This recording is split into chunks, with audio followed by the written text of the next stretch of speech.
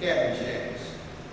So each cabin, with whoever was in that cabin, was able to get with their counselor for that cabin and have a chat with them. So like I say, I do encourage you to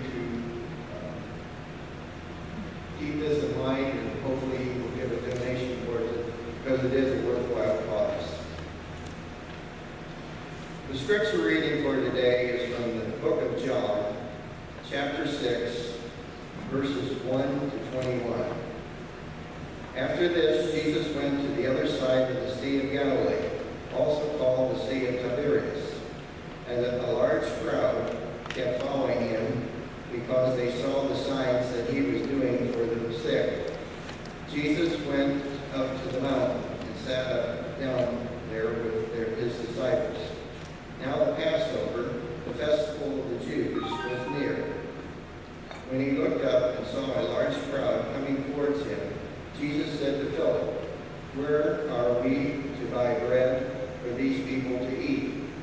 He said this to test him, for he himself knew what he was going to do. Philip answered him, 6 months' wages would not buy enough bread for each of them to get a loaf. One of his disciples, Andrew, Simon Peter's brother, said to him, "There is a boy here who has 5 barley loaves and 2 fishes.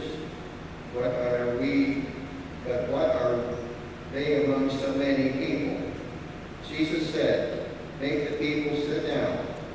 Now there was a great deal of grass in the place, so they sat down, about 5,000 in all.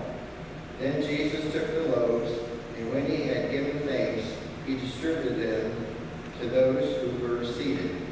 So also the fish, as much as they wanted. When they were satisfied, he told his disciples, "Gather up the fragments left over, so that nothing may be lost." So they gathered them up, and from the fragments of the 5 barley loaves left by those who had eaten, they filled 12 baskets. When the people saw the sign that he had done, they began to say, "This is indeed the prophet who is to come into the world." When Jesus realized that they were about to come and take him by force to make him king, he withdrew again to the mountain by himself. When evening came, his disciples went down to the sea, got into a boat, and started across the sea to Capernaum. It was now dark, and Jesus had not yet come to them. The sea became rough because a strong wind was blowing. When they had rowed about 3 or 4 miles, they saw Jesus walking on the sea and coming near the boat, and they were terrified. But he said to them, "It is I. Do not be afraid." Then they wanted to take him into the boat, and immediately the boat reached the land towards which they were going.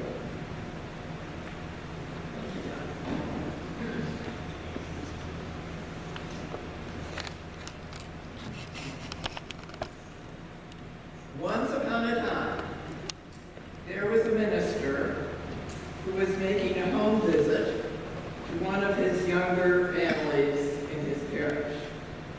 A 5-year-old boy answered the front door and told the minister his mother would be there shortly.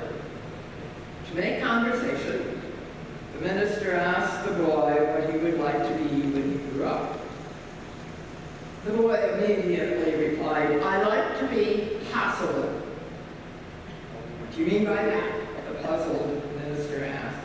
"Well, you see," the boy answered, "just about every day my mom tells me I'm impossible." What the disciples saw that night on the Galilee was impossible. It just couldn't be happening.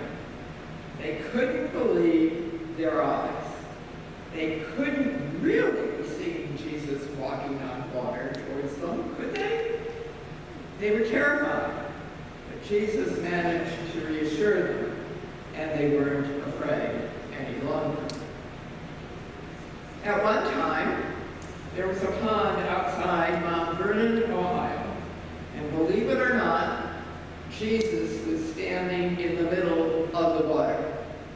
Now, even though my mind knew that it was just a concrete statue and that Jesus never moved, every time I drove past this Jesus, I felt a sense of comfort and reassurance. Just seeing him out there. That was until the day the pond had been drained and Jesus was standing in the middle of a dirt hole. My bubble was burst. The image was gone forever.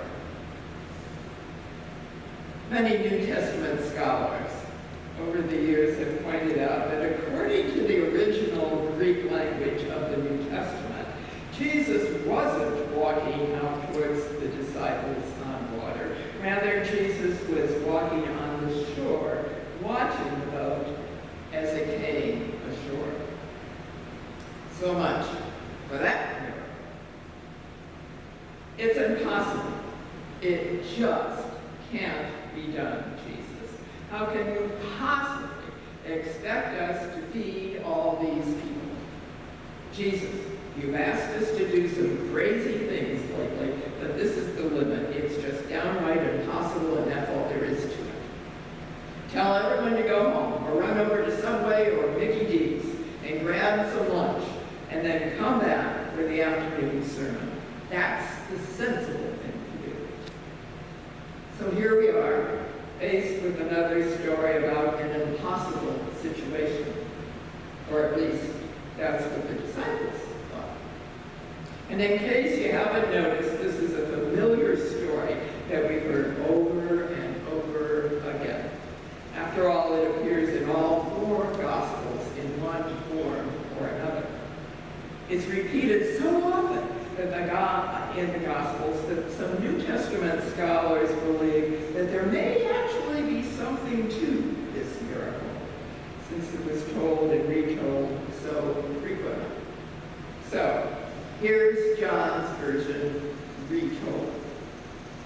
You see, word about Jesus was spreading like wildfire. Stories were repeated everywhere about Jesus healing the sick, reaching out to the poor and those on the margins of society.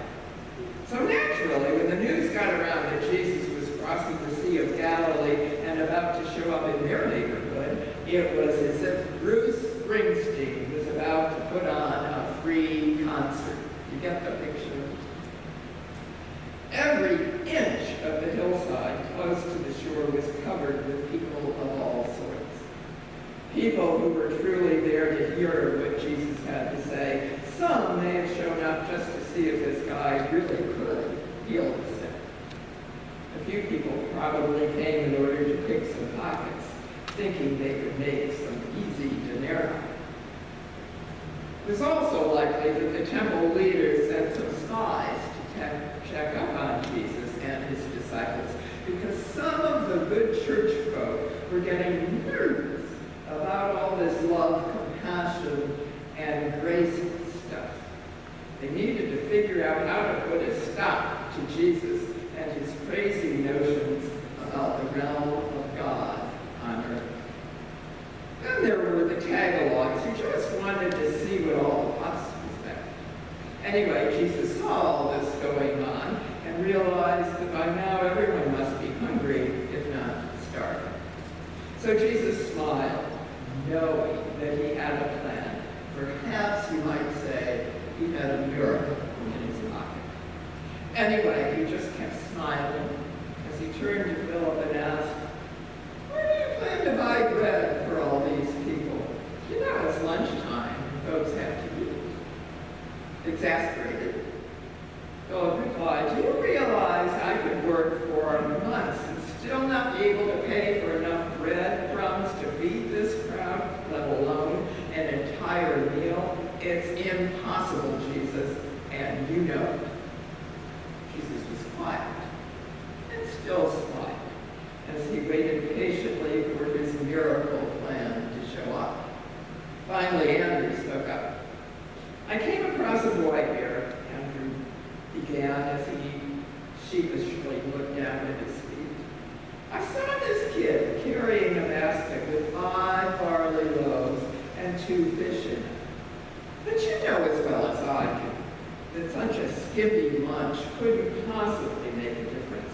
It's hardly worth mentioning.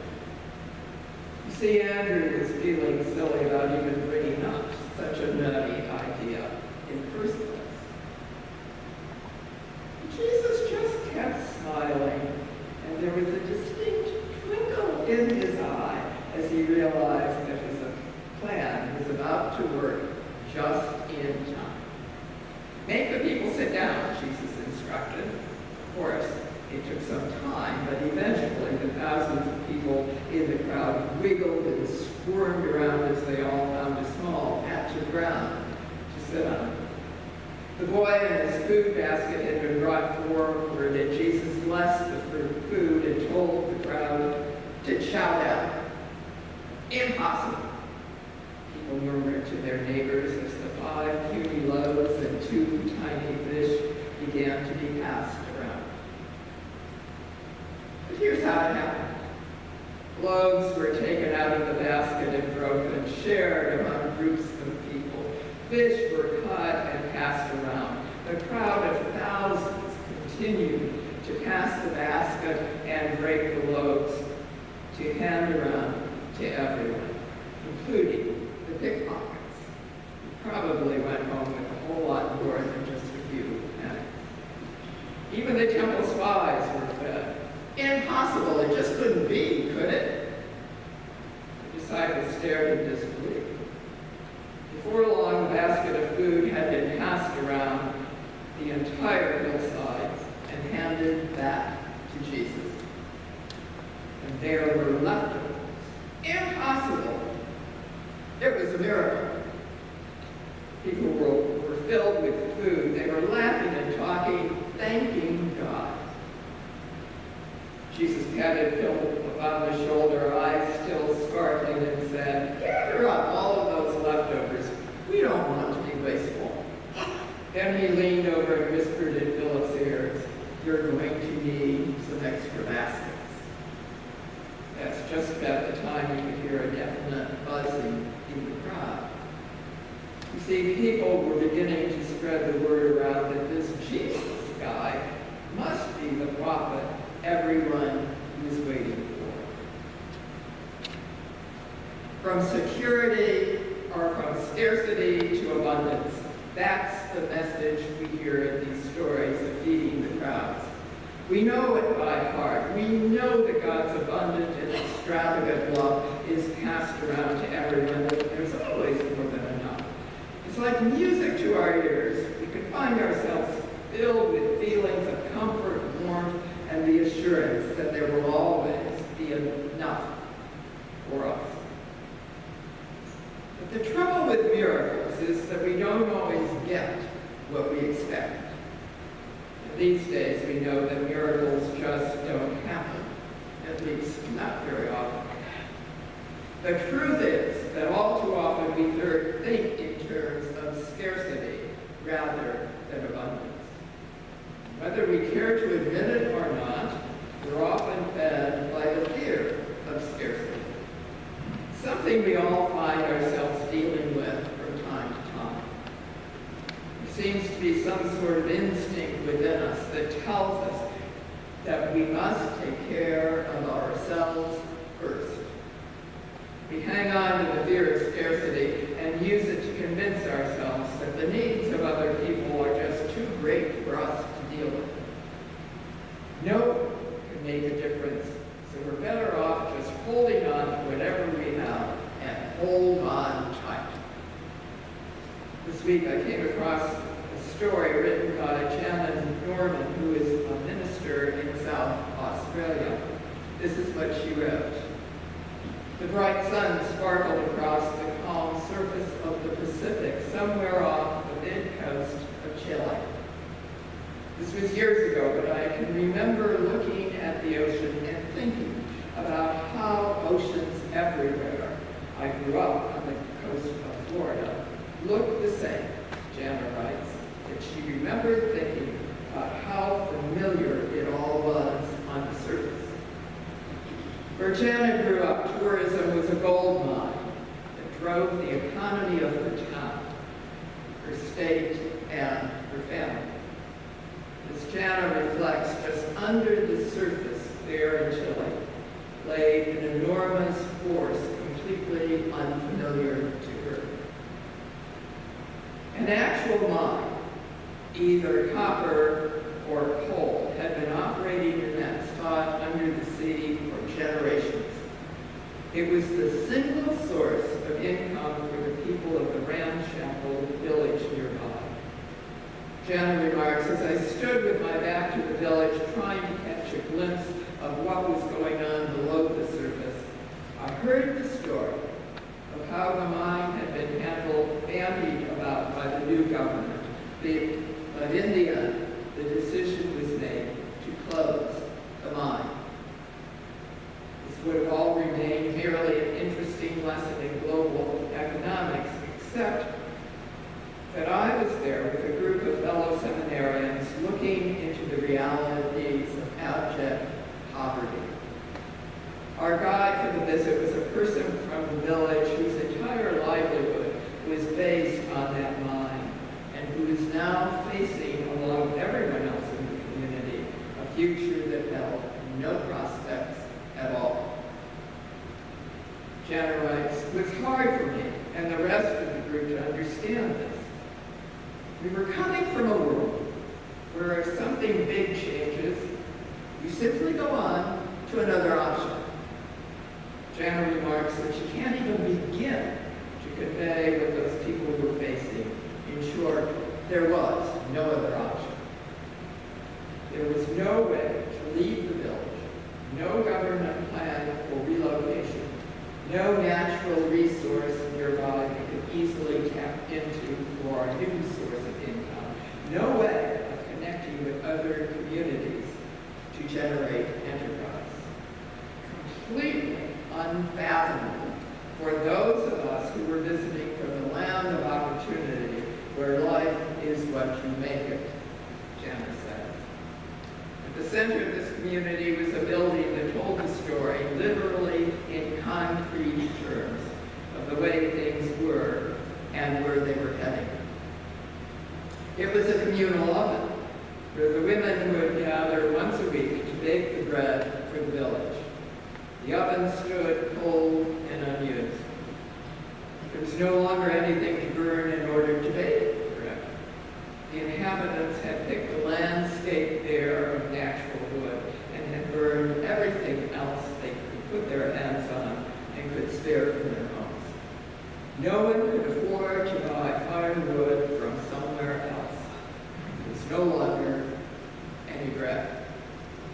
As an outsider who would move on that day to the big city hundreds of miles away, back to my life when the trip was over, I had the luxury of wondering what else is lost when a community oven goes cold, Jana reflects.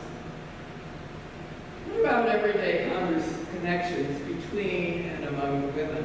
In what way did the oven serve as a furnace to the souls of these women, as well as to the bread that would feed their bodies and those of their families? Jana says that she tried to imagine the loss of flower-dusted conversations and well-needed friendships. She tried to imagine the depth and variety of hungers that were gnawing away at that fragile community. Jana writes that she's been living a host of questions ever since her experience. As Christ in the world, when and where and how is the church called to keep the fires burning in the bread ovens of the Lord? What does the bread of heaven require of those of us who are well fed? What does it offer to all who hunger in any way? It's impossible, we say to ourselves. After all, we can't be responsible for all the hungry people in the world. Their need is just too great. We aren't miracle workers. And perhaps we need to rethink this miracle business. Maybe we need to get over